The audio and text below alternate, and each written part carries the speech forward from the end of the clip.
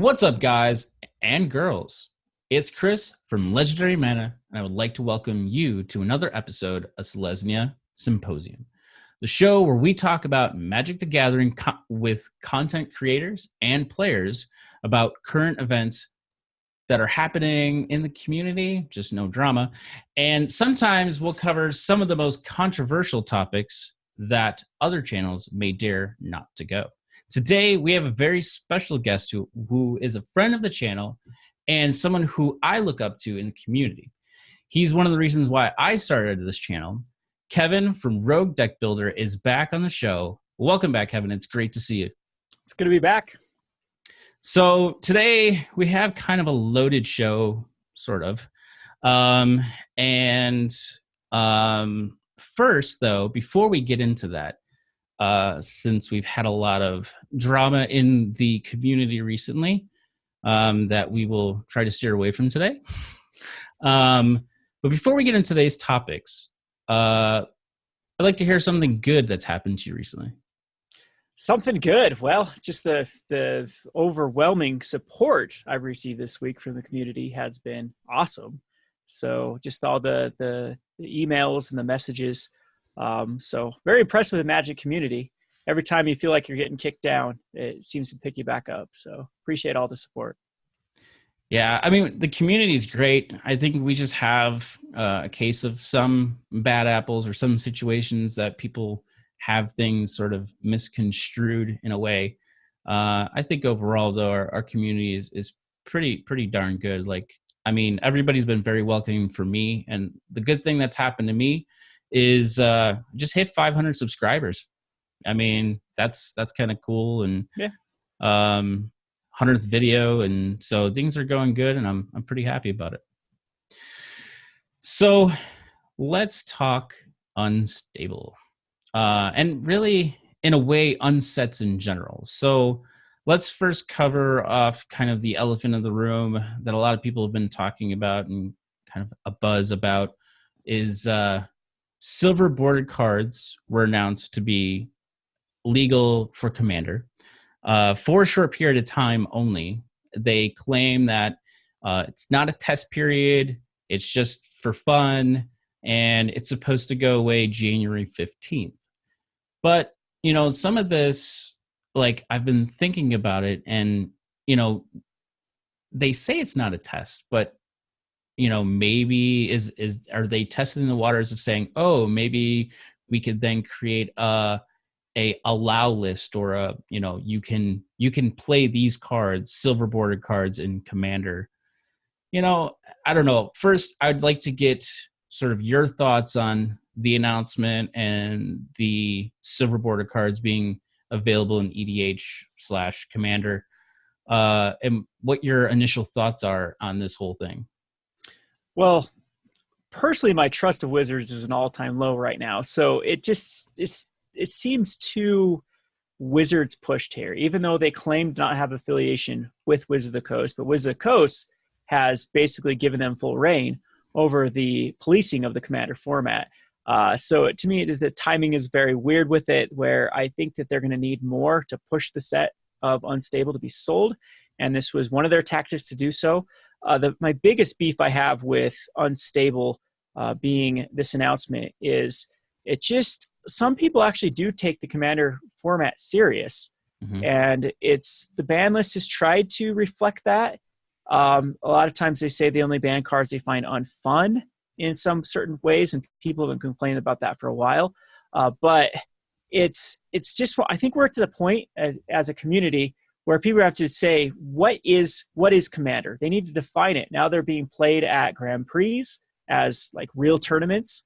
I don't think your DCI, well, there's no DCI rating, but I don't think it adds towards Planeswalker points now. I'm not sure if it does or not, but I mean, Planeswalker points aren't that big of a deal to begin with anymore. I think you get casual points. Yeah, I'm with you. So it doesn't go towards buys for a Grand Prix or anything like that. But it's I've met some people that are diehard Commander players that are very upset with this because they respect their format. I mean, what would we say if it's silver cards are legal in Legacy until January 15th? Oh, man, no. Yeah, I mean, well, some people, that's how they feel about Commander. Yeah, exactly. No, I agree. I think, and it's funny because now, and if I'm not mistaken, I did hear this, maybe I heard this wrong, but I also thought that Wizards of the Coast had some people that worked or like people who had influence on the rules committee itself for Commander. Well, of course, they have influence. They work very, very closely. I mean, Sheldon, I can't remember his last name, but isn't he a level 3 judge? I mean, by the time you get to Yeah, that point, you're really in bed with Wizards. yeah, So true. it's I don't know. I know how the kind of the totem pole at Wizards.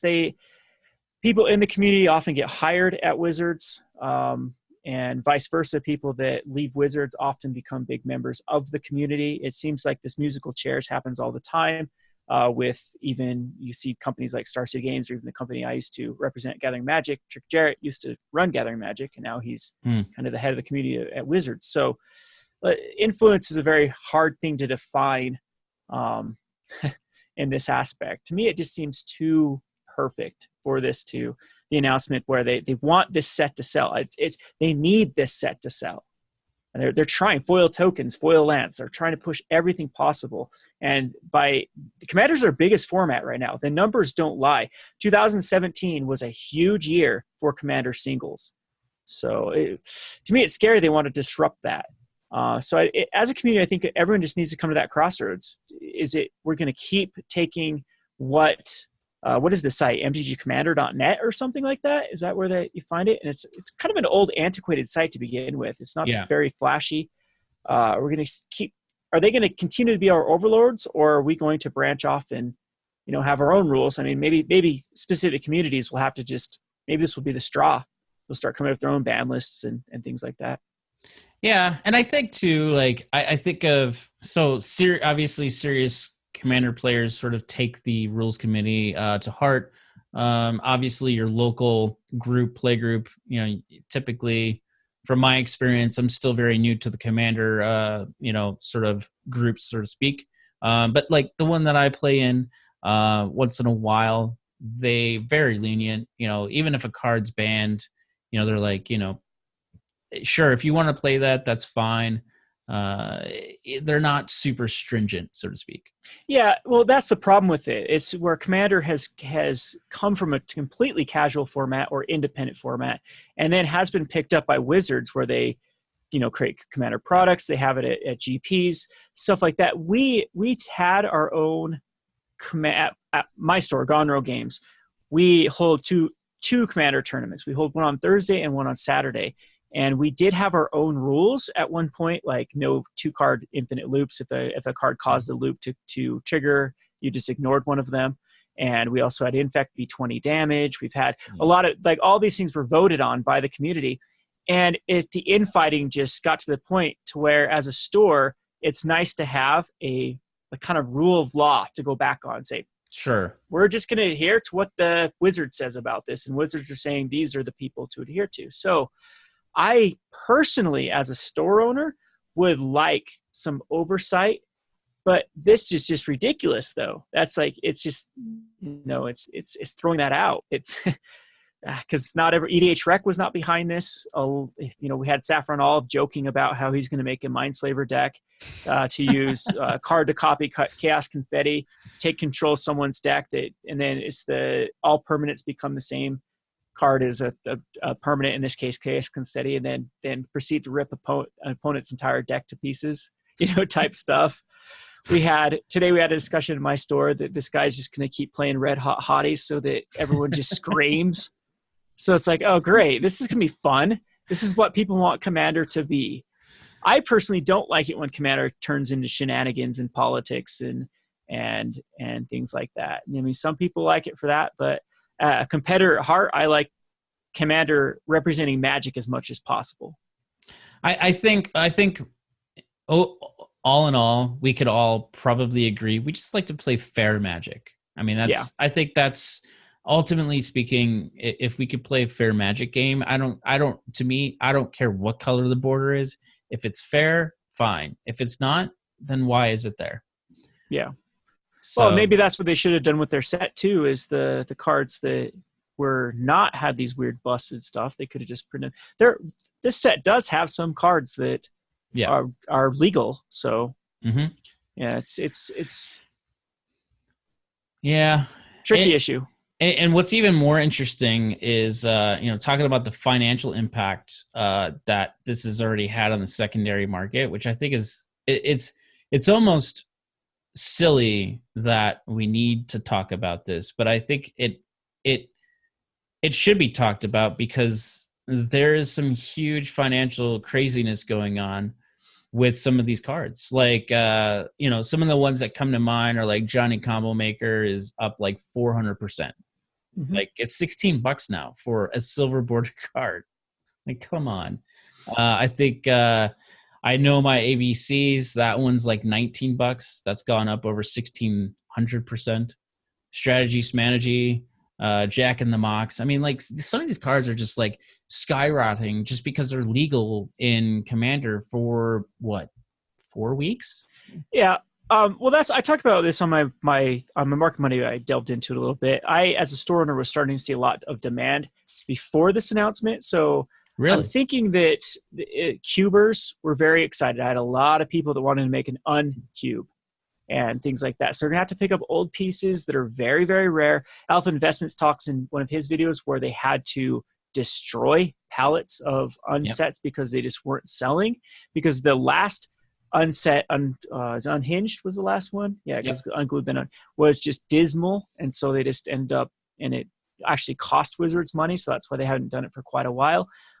So I think this might go back, though. You might have this feeling about silver border cards kind of the same way that competitive players had the feelings about Commander cards, because we went through this when Commander started taking off. A lot of people like, what? This card is never playable in Legacy. It's a bad card. Why is it going up? You guys are idiots for buying into this stupid format that will never be accepted. I'm seeing a little bit of that going on. Cubers are going to have fun with their cube. Commander players that want to play these, some players that will end up playing these cards might not have ever even heard of Unhinged or Unglued or never been exposed to it. So there might be this whole demographic of players that enjoy it. And I think that that's what we're seeing.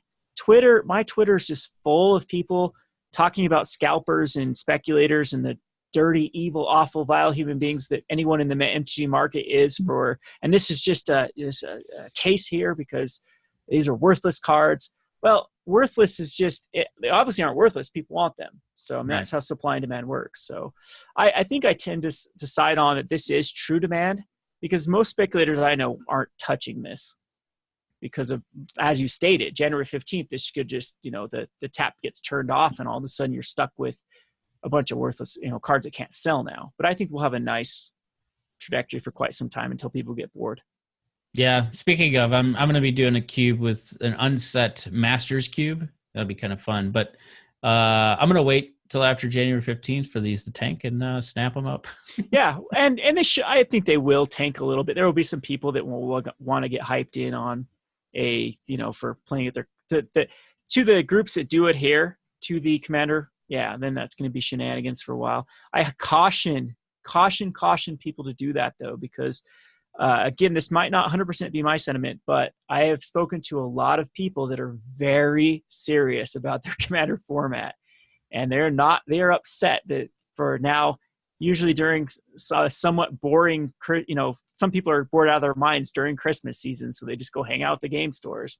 They're not going to have a, play group really to play with their favorite format. Yeah. So, yeah. Well, I mean, it's going to be interesting, and which kind of segues into the next question is, should future unsets get the same treatment? Let's just say for the moment now that there's going to be another unset.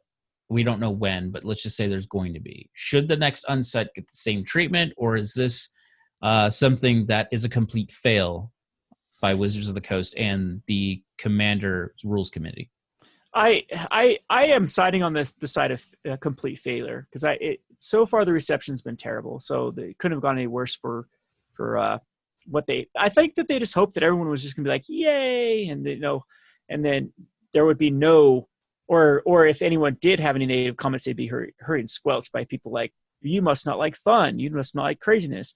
I wish they would have encouraged, that would have been a better way to put it. We encourage people to try this out until January 15th or something like that. But for future unsets, we're going to have to see how this plays out.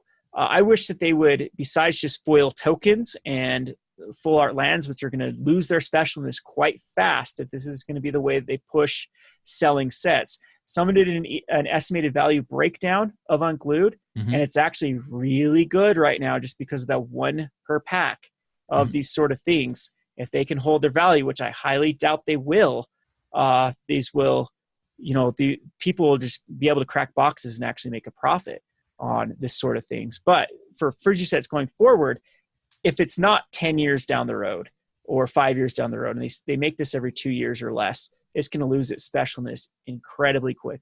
So, yeah. And that's the other thing too. Like, I was like, if they do another unset, do they do it every 5 years? Do they do it every 8 years? Do they do it every 10 years? Or, like, what is the right specialness, time frame? You think about Unhinged was what, 2003, I think? I don't remember. Yeah, well, it is modern, postmodern. I remember that. So, let's see, because that's the border change of it. But I don't think it was very much past. I want to see right after Meriden. 2004. So Unhinged came out in 2004. So we're right at 13 years after Unhinged. I think 10 years is right. I mean, if they go to do another one. If they have the demand, more married to them. I mean, this is kind of like a kind of Cards Against Humanity-esque take on Magic, and Cards Against Humanity is insanely popular. So they could be right here. They could have done some, market research, and people have been calling it for quite some time. But then they should fully focus on that, rather than the lands and the foil tokens and stuff like that to try to push their set. I don't think that's a great business model. It's going to lose its specialness. But and I definitely have some sort of agreements to that. But I think in the same token, they probably wanted to also and correct me on this thinking if you believe I'm wrong, but I mean, because Unhinged was the fact that they had to burn like 2,000 boxes, like they probably wanted to inject value in it as best as possible. So that way game stores weren't left selling these off for like $40 a box. Yeah. 3-6 weeks after release, right? It's still a bad business model, in my opinion. I think a better business model would just be sell this for cheaper. But of course that they want their margins. They want as high as margins as possible, and they probably sell boxes, standard set boxes, on purpose for a certain value because that's where it's profitable. So I don't think they can skim on that.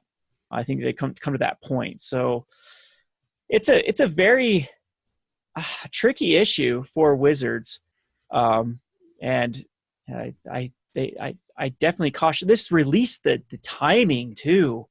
I think was dismal for Terrible. it. I mean, I'll tell you this as a consumer of Magic products right now. Like we've talked about this and I've talked about this on my channel. I'm working towards, getting a store myself, but so I'm still a consumer though of products, and boy, my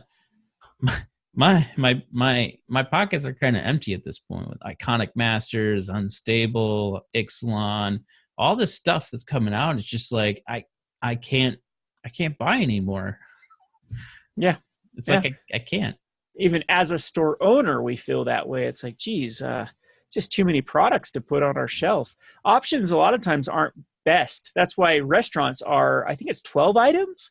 The restaurants are supposed to stick within, because once you spread further than that, then it's just making your business operation more difficult to run. It's very similar with like Magic. If you have more than like 10 to 15 products that are still in cycle, which we're probably past that with Magic, with from the vaults, with a dual deck that was just released, with a dual deck that's not that old, with a bunch of standard sets that are still in print, with standard sets that are just rotated that are still easily to circulate through. It's just, it's spread too thin. I don't think that's necessarily a great business model either for Wizards. No. So it's very awkward because we went to the point where the entire community was screaming reprint, reprint, reprint, reprint. The price of Modern is too damn high. They just kept repeating that over and over and over, and then it gets to the point to where, oh wow, now you definitely reprinted stuff. It's too much. So yeah. So before we move into the next part, unstable is. Let me ask you this as a store owner, because first, are you guys getting unstable, or are you not getting unstable? We're getting tons of it. That's the whole thing. That's where my community is different though. We have a lot of jokers and that we have a lot of casuals here. They're super excited for it. I've had some patrons. One of the things that I offer my patrons is distributor prices if they're at a certain tier. So a lot of them take advantage of that. So have sold, I would say, a lot of times more than usual. Okay. Because we have some people that haven't been excited about stuff. They are excited about this specific thing. So yeah, we'll end up getting quite a bit of this set. Cool. So now I'm gonna just talk for a minute about retail stores, but I just want to talk about unstable. So what's your opinion as a store about unstable being in, say, Walmart, Target, or any of these other stores? What's your thoughts or feelings about that? If there ever was a set that should go there and can go there, this is the one. Because this is a gag gift. This is or not to that. It's a very, very casual thing. So by all means, throw it wherever you want to throw it, whatever big box store. I have no problems with that, which, other store owners, of course, would prefer that they get an exclusive product. But I don't think this is for your hardcore gamers, your bread and butter of local game stores. So I'm okay with this product going anywhere. Cool. So now that segues into the next segment, which is retail selling of MTG products. And the fun topic. And this is a sore subject amongst a lot of creators, store owners alike. I've spoken to many store owners as well as a couple other creators as well. And well, obviously we've seen a lot of the videos talking about them as well. And first, before we get into specific products, let's talk about Wizards in general, creating products for retail outlets outside of standard products, right? Because we all know standard products do hit retail shelves. They have for a while now. But outside of standard products, let's just say moving forward as a whole, not talking about specific sets just yet, how as a local game store do you feel about those kind of sets hitting the stores? Like, I even think about one last thing real quick. I even think about, could we see from the vaults at some point within a retail environment? I thought about that just recently, and I was just like, will they do that? But anyways, speaking about Wizards in general, creating products for retail outlets outside of standard products, like, should they be able to do that? How could this impact you as a game store? And how would this affect the market, there be it either positive or negative? Oh, first of all, Wizards needs to reevaluate how much they just value how much they value local game stores. Because it used to be they saw the purpose of game stores. People needed a place to play. I have some pretty controversial beliefs about this. I think that Wizards is all in on Arena, that they are thinking Arena is going to be their savior. It's going to be, they look at those Hearthstone, that Hearthstone money. They got to get that Hearthstone money from Blizzard because it's insanely profitable. So they're looking at the digital age. They actually hired on a guy, from Microsoft. I think wasn't he the new CEO of Wizards, has a digital background. Yep. And so to me, it almost looks like that they're trying to test the water transition. Do they need local game stores? And to me, that's where it gets scary, because I don't think that Wizards is going to be able to compete with Hearthstone. And then Dota is trying to enter the scene too with Artifact. And there's also a lot of other card games, Hex, The Witchers. There's been so many others that have recently stepped into that market and have actually done quite well. And so I think Wizards just needs to stick to what's familiar without really just jumping into stuff. And to me, with a lot of these products going to Walmart and Targets, that shows that they are at least not valuing local game stores as much as they used to. Compact that with also that Magic is just on the decline. I am starting to think that Magic was a bubble.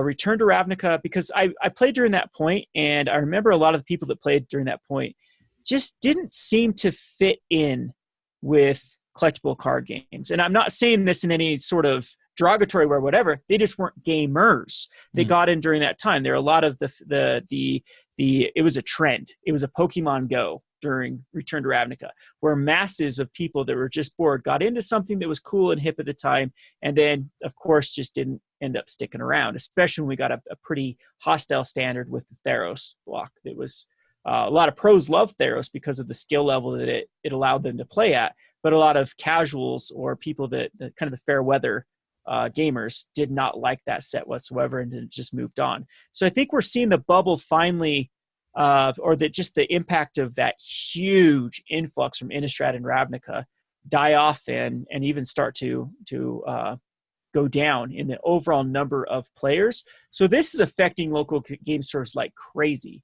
I lived in Salt Lake during this time, and I would say there was probably, of course, there was stores that were hobby stores without a Magic focus that would sell Magic, but I would say that the stores that focused on Magic were less than 6 in all of the greater Salt Lake area, which is, there's 1.5 million people there now in the greater. So 5 stores covering 1.5 million people.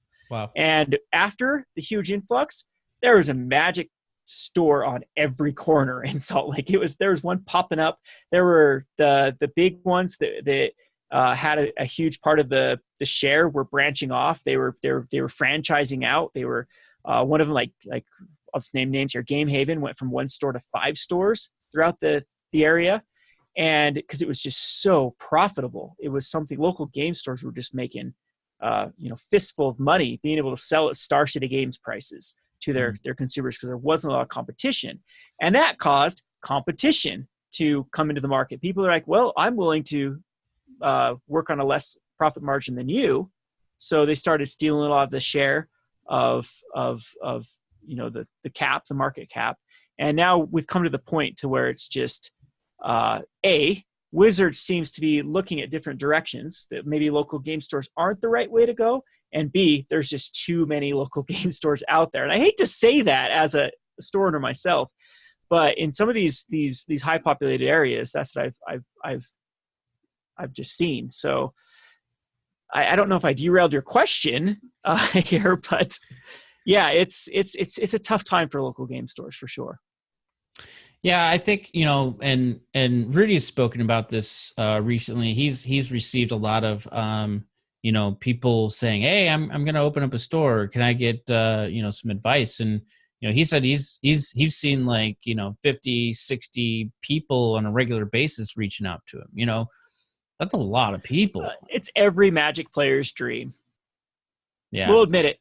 When I was a kid, and well, first of all, when I was a kid, I didn't like the stores I went to, and I'd always think I could do this better, type thing. Right. And so it was always my dream to own a store myself. Now, my store is in a very, very unique position because I want to claim nonprofit pro bono here. So I feel like I do a service for this community. I feel like I'm like a therapy session for these people, so that community should be paying me to at least stay afloat here. Because in all honesty, a store should not exist in Richfield, Utah. This area does not have the population for a local game store. We knew that going into it. And one of the whole reasons why we started a store, and very similar to Rudy, I already had a brand. I already had fans and knew the markets and knew that I could make it. One of the reasons why I wanted a local game store is just to get those juicy distributor prices. So I would quit having to pay premium for products.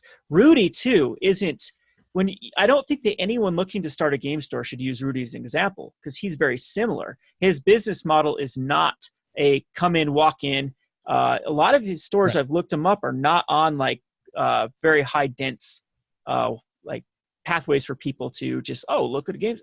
He tries to go for cheap rent, and a lot of his stuff is the store is more like a storage unit. You Hmm. know, he has weird wacky hours. So I've had people like screenshot like, "Where are you at, Rudy? It's 4 o'clock. It should be open." Yeah. And you know, there's because that's not he is going the online route. He has a business model where he's going to be a direct to consumer of online people or his Yeah. patrons and things like that. Yeah. So when people want to think about opening up a game store that has to play the traditional brick and mortar, we're going to try to attract people in off the street. That is a model that is incredibly tough to execute right now, and it's just a whole different ballgame with the oversaturation. Because the store that I used to patron, it was called Epic Puzzles and Games. They ended up selling their franchise for a ton of money when they decided to sell out of Magic, Hmm. and they started from a little tiny on a little tiny strip mall with like the worst part of the strip mall, and it was 3 tables, I would say, Wow. and everyone just loved playing there. And then they moved into the centerpiece of the strip mall that had a lot of room, and then that wasn't even big enough for them, so they moved into a massive building and even split it off into like board games and other things like that. It was an awesome environment because we would have like 60 plus people come to F&M and stuff like that. But I want to get back to days like that with Magic, but I think that it's just become so splintered. Like you said, everyone wants to start a store. Yeah. It was profitable. It had that time in the sun, and now we're starting to see the bubble burst. And there are a lot of people that just can't make ends meet right now. So market should correct itself, but the wild card and find the right number of game stores that it needs per capita. But the wild card is Wizards. Where is their focus? Is it going to be on Arena? Or are they going to continue to support local game stores? Because a lot of the reasons some of these game stores were allowed to have a Magic focus was the From the Vaults, was the Plane Chase anthologies, was the Commander anthologies that are now. Plane Chase anthologies is a huge burden on a lot of us stores. So I think we still have one in stock, but it took us, and we've been selling them at $75 a piece, which is our cost for them. That's terrible. I think, and I'd like to play devil's advocate for just a minute. And I think about retail, and I think why shouldn't Wizards have the opportunity to be able to sell retail? Because I think a couple things they can, and I'm just going to think about this for just 1 minute here. Retail will allow them to, get them in more faces that otherwise they wouldn't, because parents don't necessarily go to game stores to purchase cards. They don't even know to go to them. They probably, I mean, I know I would. I'm a parent, but I know I would. But like, say my parents would have no clue to go to a game store. They would go to Walgreens or go to Walmart or go to Target to try to find this stuff. If I said I'd like this kind of stuff for my birthday or Christmas or whatever. And I think, I don't know. I mean, I see both sides of it, but I think of if retail is a restockable item, and I think this is the other thing that I think about is who's controlling that retail space. Because think about it this way, Walmart and Target, those spaces are rented, and they're not run and controlled by Walmart or the Target, right? Yep.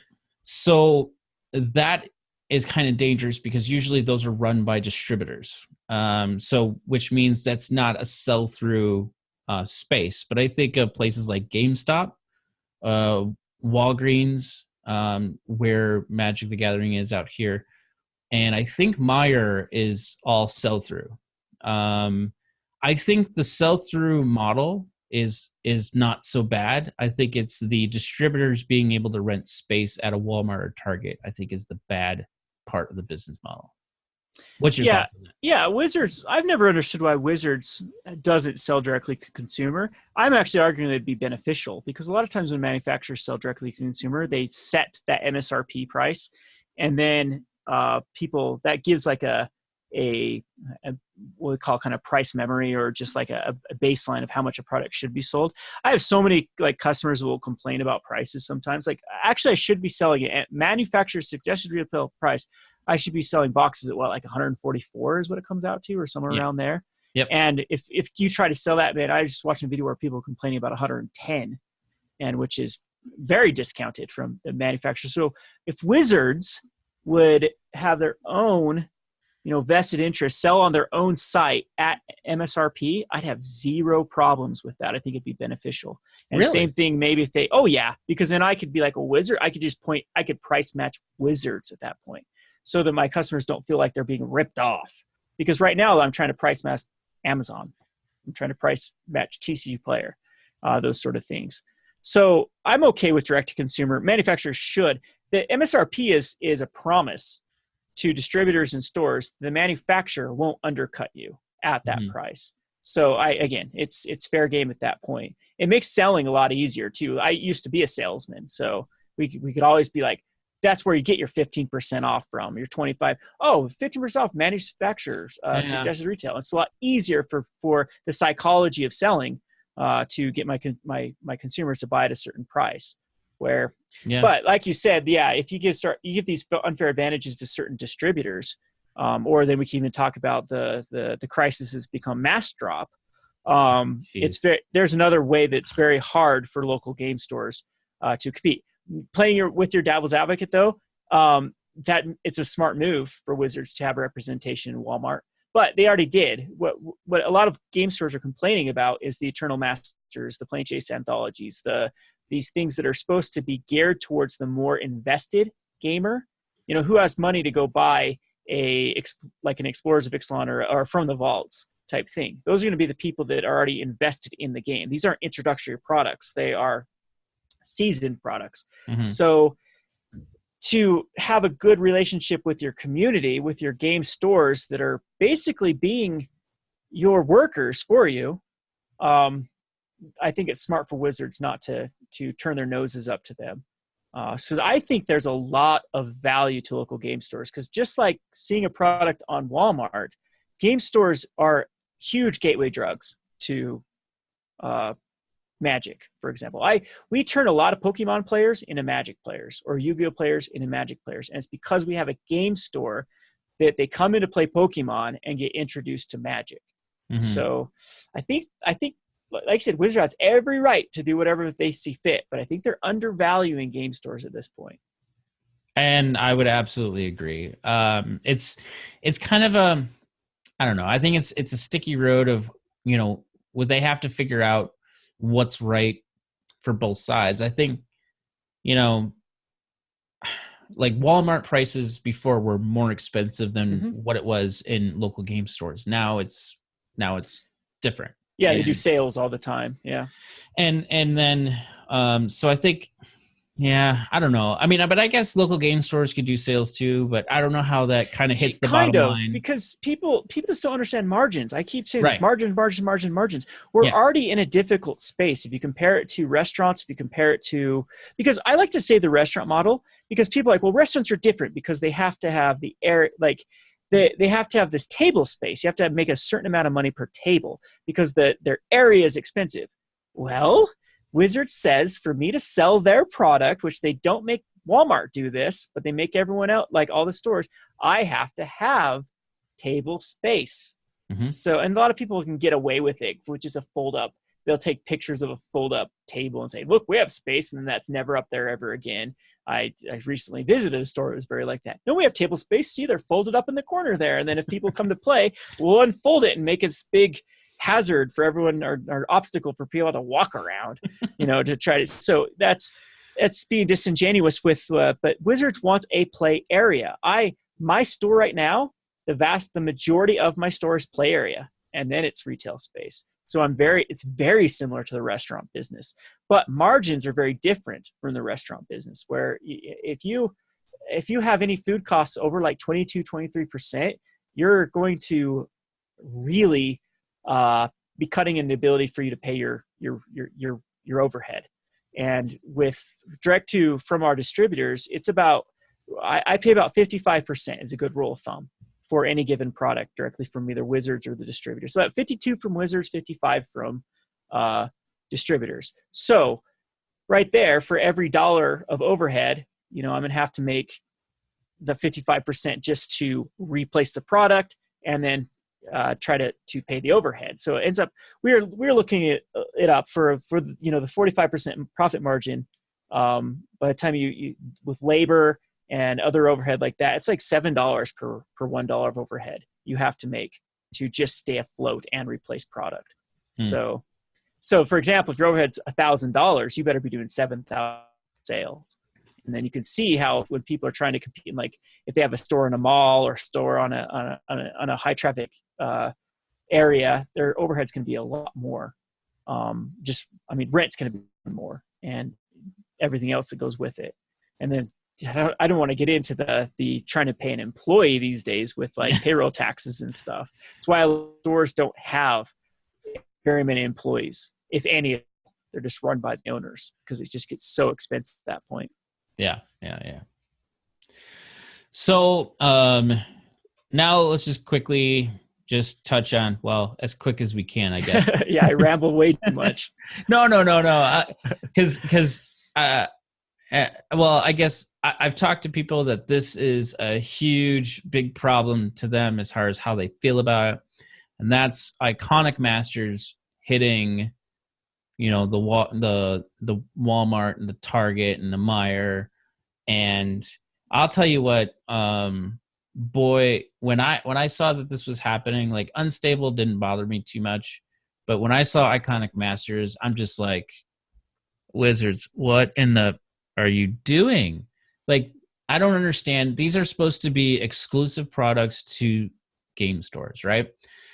And now they're like, basically, it's almost like they're waving a big middle finger and saying, I don't really care, which I caution, because I'm not sure if that's absolutely true. I think they're trying to explore their options, but at the same time, it's like, what are you doing, Wizards? And so Iconic Masters, how hitting like Walmart and Target, like obviously boxes are like the 140s, 145. So the positive there is for the consumer, the prices are really low and they're very, very obtainable in a master set. Although this master set isn't the greatest either, but that's a whole different story. So I guess my question for you is, for a game store perspective, how do you feel about the Iconic Masters being in stores? Long story, go watch my Market Money because I get really nitty-gritty into this. Short answer is, in all honesty, I just want transparency for Wizards, because that's have a head is a box that I just want, and just I actually want to bury Wizards in it, too, because it's the Plane Chase Anthology. That is what's above you, right? Isn't that Plane Chase above your head? Yeah. That's one that Wizards. That was kind of the first time that Wizards was disingenuous with game stores, because before that, to your other side, was Commander Anthologies. That was a massively low printed set that sold off the shelves. We got in at a way price, like $40 or $30. I can't remember. Wow. I didn't at the time, but it was insanely and it sold 200. In fact, a lot of stores had lotteries who was able to purchase one because the supply was so low.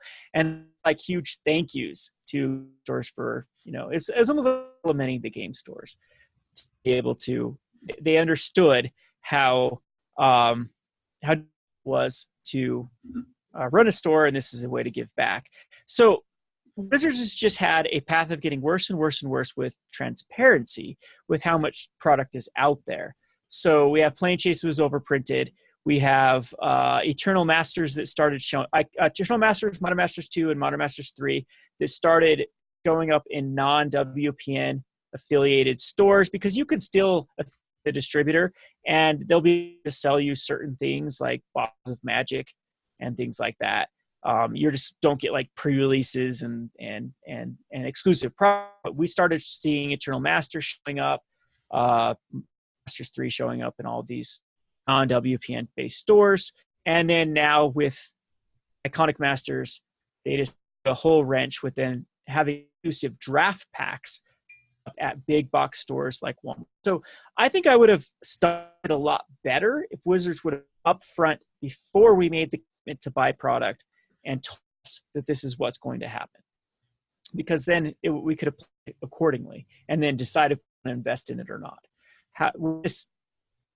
The way it happened, though, was just the biggest slap in the face. And it just created a bigger divide between Wizards and game stores, because I understand, too, that game stores have been abusing Wizards for the past couple of years, too, because Wizards wants that product to get into the hands of consumers at that MSRP area. And so when Modern Masters was just, I'll go back to a term I hate, but like the scalped, the speculated on, and it didn't actually go directly to consumers, it didn't serve the purpose that Wizards wants it to. But now they're going it's the pendulum that Wizards doesn't know how to handle. They're too far on one side and always swing it back the opposite direction way too far. And it's, to me, they just need a better market researcher or just communication for all of their vendors and store owners and whatnot. So Iconic Masters is going to be a bust. I think it's going to end up being not as well. I don't know. Maybe Wizards is making off the bandits here because they don't care what the secondary market sells it at, as long as they're still getting a good price.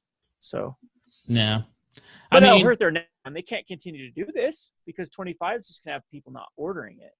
So. Yeah. I mean, that's the other thing too. Like I think about when 25 comes about in what, like, Jesus, it's like what, 4 months now. Jeez, how crazy is that to talk about another master set 4 months from now? Yeah, it's too much saturation. They are too. When we saw masters and even a conspiracy set in the same year, we're like, huh? That's a lot of people like speculated it would be a master set, a conspiracy set, then a master set, then a conspiracy set. Then each year we'll have that off non-standard product. Right. And yeah, it's we're in a weird time. And the worst part about this is maybe they could have kept this business model if we still saw those return to Ravnica, Innistrad, return to Ravnica with Theros numbers. We could have had this nice. The market would have been able to absorb it. But when we are in a decrease of player base, 100%. If not a stagnation, we're at a slight, in my opinion, it's a slight decrease overall. GP numbers don't lie. Even though GP attendance has been quite similar, just from my experience attending them and other people's, it's just the overall side event type portions and stuff like that seem to be way down. And I've talked to vendors about this. Like I said, I used to represent a very big one that isn't even sending a lot of their guys to all of them like they used to. They're like picking and choosing certain ones. So I'll tell you what though, Star City Games, their tour spots are jam packed, which I think is interesting. Yeah, competitive. Wizards should be kissing their feet, not giving Channel Fireball every GP because Star City Games. I hear there's some huge tensions between Star City Games, Channel Fireball, and Wizards. There's it's been going on for years now, where. Yeah, it's just so I don't think that Wizards is very appreciative when Star City Games even opened their little circuit, which I think they should be. I mean, I don't think it's necessarily competing with it. There have been pros though that have chosen the Star City Open over Grand Prix, and I know that probably makes Wizards upset about that. But I think it's good for the game. I'm not even a fan of Star City Games. I'm glad that they run that circuit. I wish there was something in the West Coast. It was similar because TC Players one didn't work out. So, yeah, I could say this. I've visited a lot of GPs and I've done 2 Star City Game Opens, and I'll go on record to say that I like the way the Opens are run better than GPs. Yep. I mean, in real talk, GP Portland. Oh my God, we had. Pretty much 120-minute rounds by like round 3 on day 1 because the system, the Wizard system software crashed. So they were rebuilding rounds manually every single round from 3 until the end of the night. Don't get me started about that. Almost every pre-release, our Wizards event reporter has crashed. Almost every one of them. And it's just because it just gets overloaded. And then, that's a whole nother can of worms with that. That's so much of our pre-releases have been messed up by Wizards. Wizards 100% at fault for every one of our failed pre-releases. Okay, so before I let you go, one last thing I kind of want to talk about, because I follow MTG Lion. I don't know if you watch any of his stuff. Thought this could be a drama. Well, this part of it's not drama, because he alerted me of and a bunch of other people that I didn't know what was happening. GameStop had their clearance sale on a lot of products, not just Magic the Gathering, and the way that it was brought across on his video was just Magic the Gathering products, and really it was toys, card games, board games. Like, they were clearancing a lot of stuff because, well, retail spaces, they need to get shelf space back, right? Like, especially GameStop. Like, if you've ever been in a GameStop, I'm sure you have, but like, there's very limited space for products, right? Yep. And so there was this huge buzz. It's like, oh my God, it's the collapse of Wizards because, GameStop is super selling everything that they have. They're clearancing. It's 50 to 80% off. It's $1 a pack. This is like the sky is falling. And so, anyways, I wanted to get your opinion on this. But what I wanted to say is as being a game store owner yourself, and myself being a prospective game store owner at some point, like, what is the level of concern for stores for these kinds of sales? And you're going to see those sales in retail spaces all the time. Like, is there really a concern at the local game store level from your perspective on these kind of like fire sales? Ultimately, this probably will be good for game stores because they might be getting back some of their market share. I think that the whole reason why GameStop and these sort of big box stores started carrying it to begin with is because it was profitable. If it's no longer profitable for them to have it, then that market share will go back to the game stores. So that could be a net good if Games doesn't refill or definitely goes back on which they fulfill, because it's people are going to have to buy Magic. They're going to buy it somewhere else. So, but for the short term, it definitely is devastating, especially for the holiday season, because we have a finite amount of money we can get out of you, the players. And when you're not spending money at my store, I mean, if you're spending it somewhere else, it's profit I'm not making. And so it's going to hurt. Too concerned, I'm with you. I don't think those go out of like when Circuit City business, does that mean computers were on the down? For example, Right. That's obviously not true. And happened before and before. Game stores in general, like GameStop, there was a big franchise business last year that was like game. We had them here, at least in Utah, everywhere, and now they're out of business. Was it? Oh, like, are you talking about like? EB Games kind of merged into that, but that was like, I don't know. That was like 5. I kind of think of it. We had one here in Richfield, and I don't know what happened to it. It used to be in every mall too, and I know it completely went out of business. Radio Shacks went out of business. Does that mean electronics? There's a lot of just the nature of the beast have changed. It's just not feasible for GameStop to hold those type of products. They're just, like you said, they have better things to have their shelf space for. So that's not 100% indicative of Magic.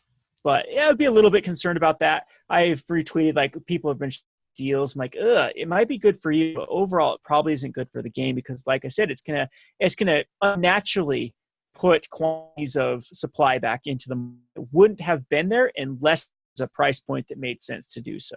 So there will be so many people. I won't booster pack if it's $4 because value's not there for me. $1, I'll be buying booster today and cracking them because I have a buck. What's a buck to me? Right. Stuff. The entertainment value of opening that pack will be greater than the $1. Yeah. So, it's those things do have on the market, and GameStop, I think, especially when Target's price matching it. But a lot of people cleaned out their because Target is price matching GameStop little ads. Yeah, then of course that's just going to cut in the profit margins of whoever's sliced, target, whatever the distributor, and it's just going to cause kind of a action. Yeah. I don't know if I feel sad about them. We had a guy in our area that committed borderline fraud with that, because he would print off like all this sort of stuff and then specifically target naive young cashiers and be like, hey, look, it says here, and it says you guys price match, and then okay, and price ate away like a bandit when tons of Mac products. This is pre our store. So, oh man. But he bragged about it to this day. I'm like, dude, that's borderline fraud that you committed. So anyway. All right. Well, thanks again for joining the show. I appreciate you coming on, man. This, I think we all need to have some good moments and good talks and just have some great conversation, which we always do. So, I'm glad you had me back on. Like I said, I'm hopefully we can get a community back and running. Magic is definitely, unless you're under a rock, you probably know what's going on right now in the Magic community, and it's good to just be collaborating again with people. So I agree. Yeah. So, one last thing, what's next for Rogue Deck Builder? Like what do you have coming up? Like what is your next thing that you're working on that the viewers can go check out? Oh, a lot of things are being moved either back to my channel, or previously, like the Rogues Alley will be back on my channel rather than on where they previously were. So looking forward to that. And I have some pretty good opportunities coming up with 2018. We're going to try to bring back more of the what we call the Rogue Masters Brewer or similar competitions, where we get more community involvement. So if those are something that your viewers are interested in, it's a silly little competition where either I'll choose a card or a form or a theme, and people try to brew a deck based upon competitiveness, how fun it is to play, how interesting the combo or synergy is. And that's the most fun I've had on Rogue Deck Builder. You can tell the last couple of years, my heart's just not really been in it like it was when I first started my channel. And this is reinvigorating me for 2018. So that's what they can look forward to. Nice. Well, I'll definitely look out for that.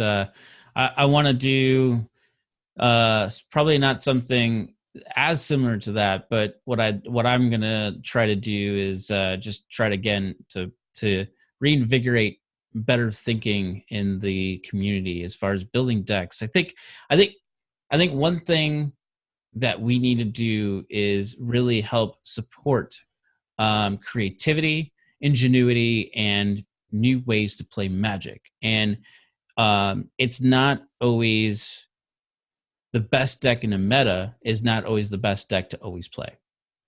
Well, absolutely. Right now too, you be on a whole 2 hours of me explaining why Teamer Energy is not oppressive. Teamer Energy is not oppressive. It's lack of people either caring to be creative, or it's just taking the safe route, just not really wanting to. I'm a risk taker. That's who I am. Just doesn't seem like that people share my outlook on, and I've had a lot of success with rogue decks of people. Just not still to this day, my God Throws Gift Merit Master deck, a lot of those games I should lose. Just people aren't familiar how to play against it. Yeah. And yep, I'm with you here. So cool, man. Well, thanks again for joining. And looking forward to seeing you again sometime, man. Sounds good.